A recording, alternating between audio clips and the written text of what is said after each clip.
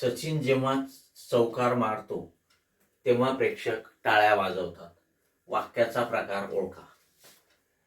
ठीक बघा, जेव्हा आणि तेव्हा जेव्हा एखाद्या वाक्याला जोडतात, दोन वाक्य जेव्हा जेव्हा तेव्हा जोडलेले असतात, अर्थातच ते संकेतबोधक गौणत्वसूचक उभयान्वयी अव्यय असते आणि त्यामुळे अशा उभयान्वयी अव्ययांनी जोडलेल्या वाक्याला आपण मिश्र वाक्य म्हणतो. ठीक आहे, याचा अर्थ होतो सचिनने चौकार मारणे ही अट आहे.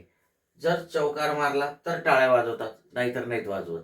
ठीक आहे, आणि म्हणून ही दोन वाक्य जी आहेत ही वाक्य संकेतबोधक गौणत्वसूचक उभयान्वयी अव्ययांनी जोडलेली आहेत आणि त्यामुळे हे जे वाक्य आहे या वाक्याचा प्रकार कोणता आहे तर ते आहे मिश्र वाक्य. मित्रांनो, तुम्हाला माहिती आहे मिश्र वाक्यामध्ये एक प्रधान वाक्य असते आणि इतर एक किंवा अनेक गौण वाक्य जोडलेले असतात.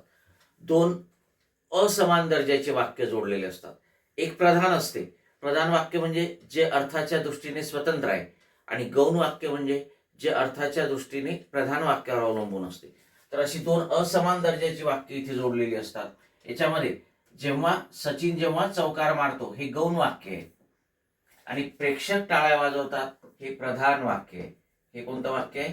प्रधान वाक्य आहे. आणि हे वाक्य कुठलं आहे? गौण वाक्य आहे. अशी दोन असमान दर्जाची वाक्य जेव्हा तेव्हा जोडलेली आहेत आणि म्हणून हे काय आहे?